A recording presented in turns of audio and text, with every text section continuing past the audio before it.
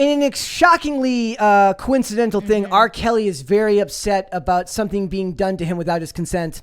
And wow, that's crazy. That is what crazy. A crazy twist. That's crazy. So it says, so R. Kelly's new prison album, I Admit It, was pulled from Spotify. You heard that right. It is titled I Admit It. Yes. If anything gave more O.J. Simpson If I Did It vibes. Yeah. I would be shocked. I think that the people who got hashtag I Stand With R. Kelly trending on Twitter last week are thrilled about this news. They couldn't wait to get new music from R. Kelly. So it's disputed whether this album actually has tracks of R. Kelly's voice on it. It sounds like, in some of the lyrics, it sounds like him. In other parts of it, it doesn't sound like him. Now that could be because they're using pitch correction. Maybe it was done in his cell. Or maybe he just has a new style of singing. Or his voice prison. is damaged because prisons are really loud. People yell all the time. Like maybe his voice isn't the same. The longest track on this 11-track album is 20 minutes long. Technically, it can separate into 3 parts, and it's the self-titled I Admit It. Yep. I listened to the whole thing. I have no idea why. Me and Mary. Some of the lyrics were crazy.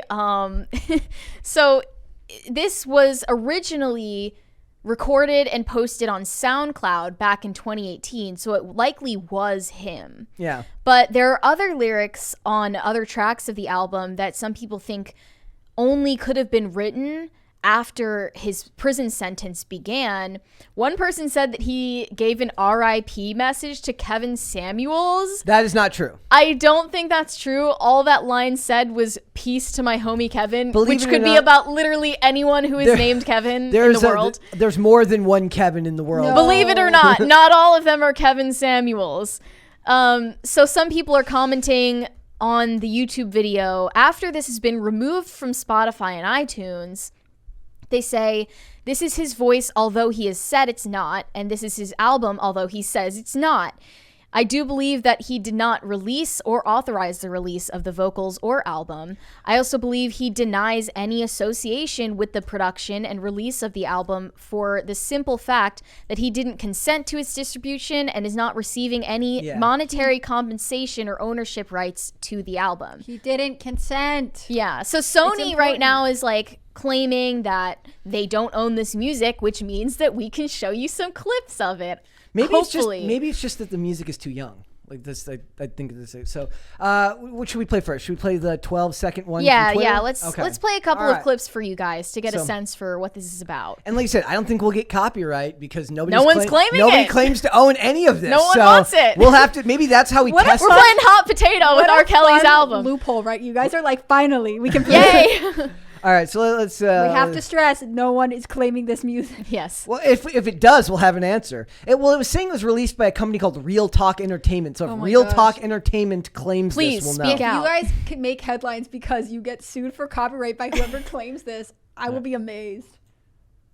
All right.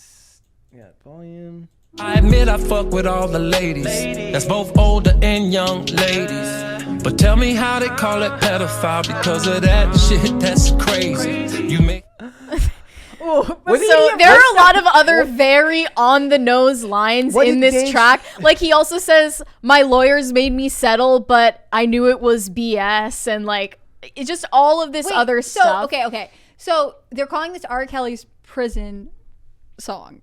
I'll admit it. And he is like, no, I didn't release it. No, but now I have a statement from him. But he's recording it in prison? No, it was recorded before prison. He went to prison. But it's the meme that he is recording in I prison. love the idea that he has like a mini. I watched a video the other day of a guy who like built a hibachi grill in his prison cell. Oh yeah, like some people were tweeting, I have friends in prison who keep an active Instagram story. There's a possibility that he's recording like, in there. No, my brother like FaceTimes me from prison, like shows me around. Or like there are prisons that like might be like, no, we do have a recording booth because it's part of our like rehabilitation program. Like I know Missouri is actually looking for someone to like, they want to hire a tattoo artist to teach people because you have to be an apprentice to become one. So you can like have a tattoo apprenticeship through prison. So that they can maybe still R. get Kelly those, is there teaching music producing. Like they literally just get a tattoo artist because they're sick of people getting hepatitis.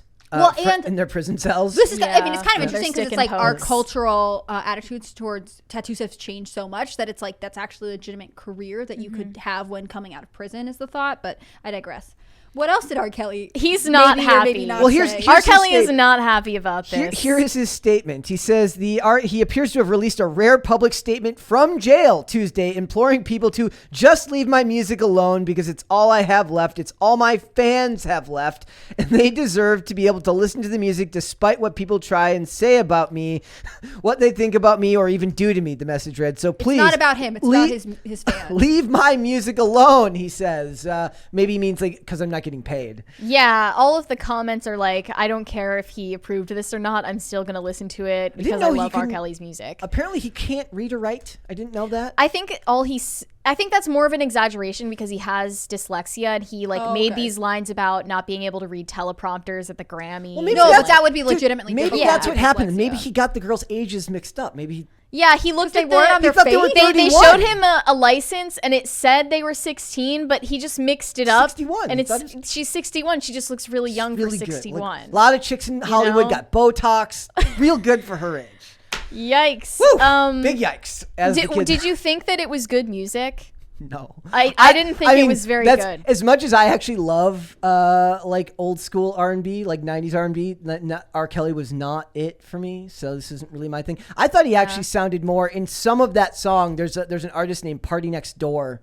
And there was parts of it where maybe it's because of the auto tune or the pitch correction. He sounded like Party Next Door. A lot of people thought he didn't sound like himself, but hey man, it's rough in prison. There's this one tweet that said, I'm not shocked R. Kelly dropped an album from jail. I have a friend who maintains an active Instagram from jail, but I'm shocked that he thought people wanted to hear more of his R-word culture music. Well, they're kind of assuming his intent here. It was not posted with permission. And most of that song is him saying that he's not that. It's just supposed to be clever. Another thing in the song was like he talked about the fact that he wrote away his rights to his own music and he is a broke legend because of it.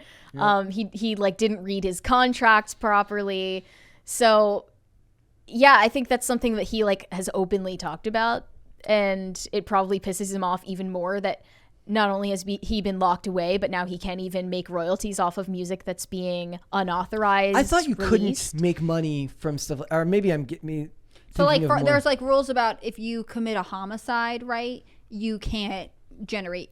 So that's why OJ couldn't make money off of If I Did It. No, that wouldn't make sense because he didn't get prosecuted. So technically he didn't. He could have come out and said like, I actually did it, guys. I actually murdered my wife. And he wouldn't have been called to court again. Like that wouldn't have been seen as evidence. But he was prosecuted civilly. He was found guilty on civil charges, not on the murder charge.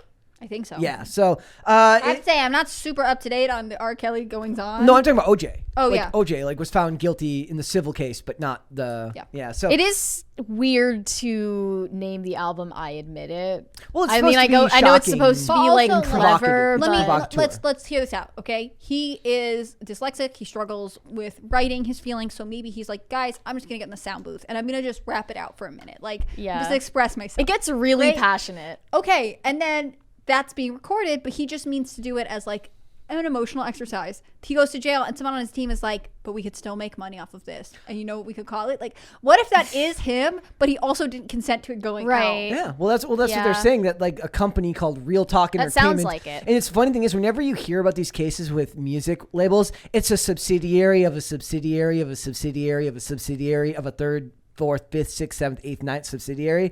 Like it's kind of like in skating, there's actually something similar where it's like there's multiple companies, but they're all offshoots of the same distribution company.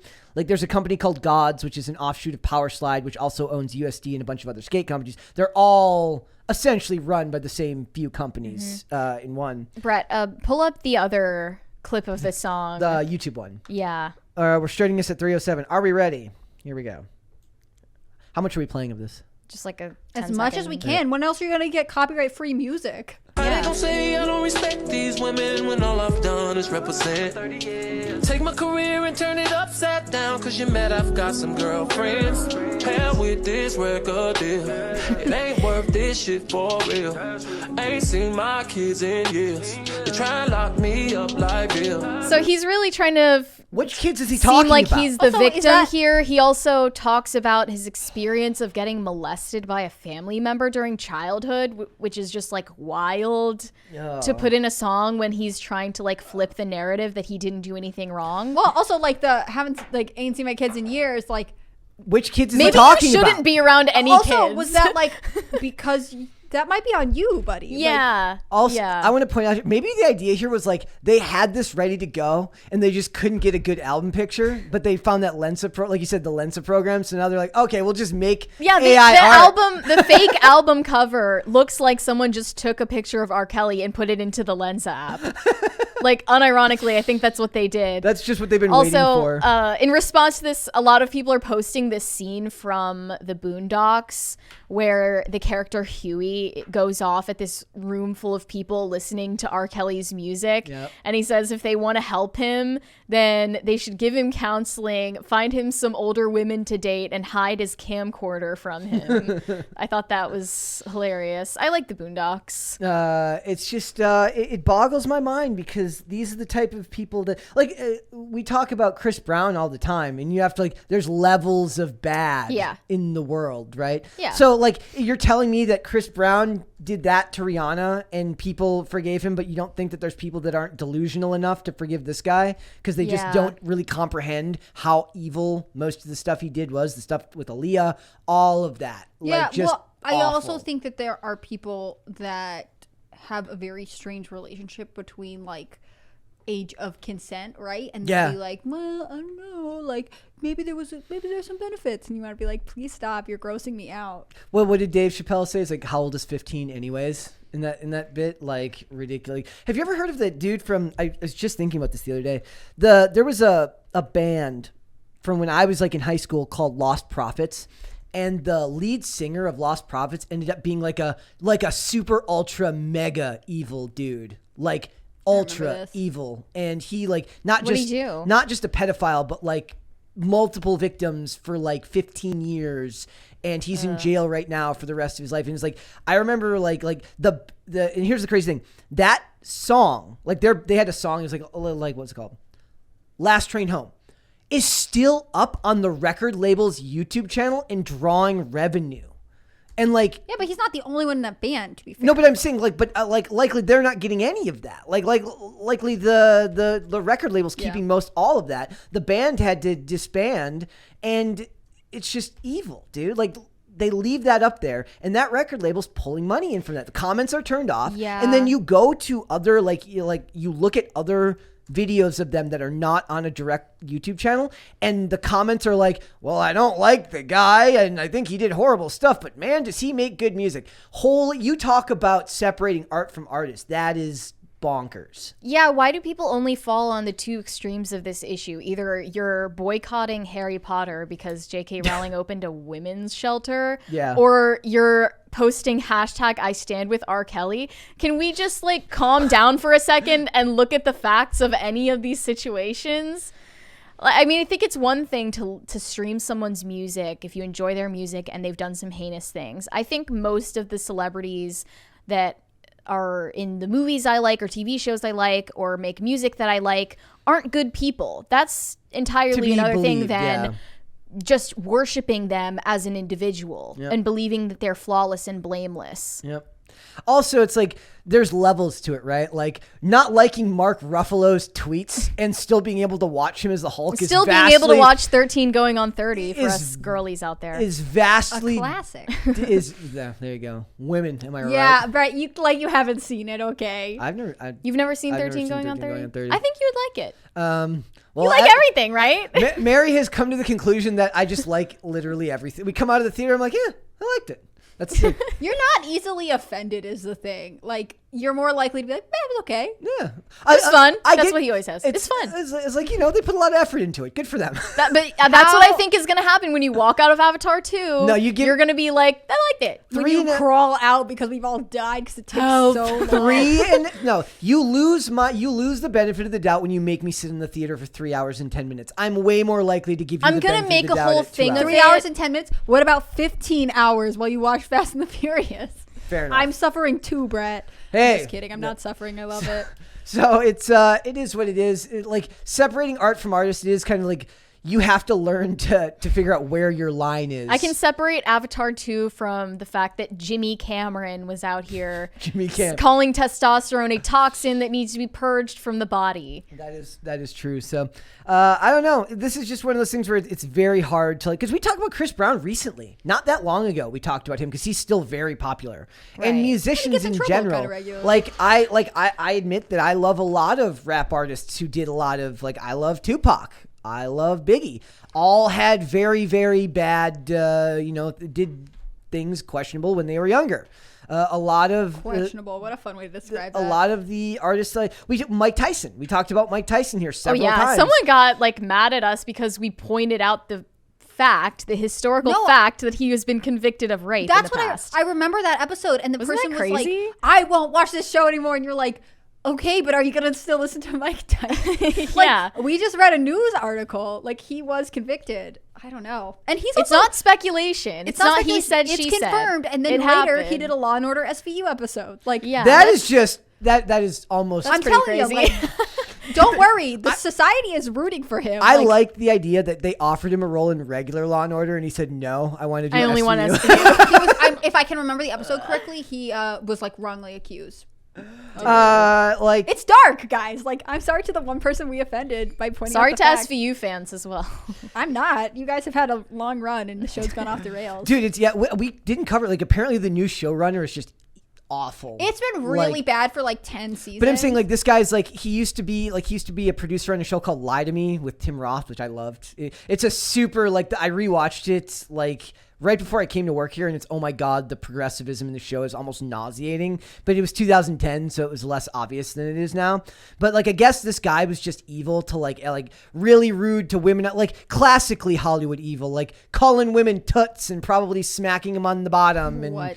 And just a really bad dude, and they're complaining about the guy. Then one poor lady is well, I never had anything bad happen with him, but I don't want to invalidate what happened to anyone else. So her whole experience of working with the dude for a period of time means nothing because she doesn't want to get called what would you call that? An enabler. An enabler or an apologist, our word apologist. Yeah.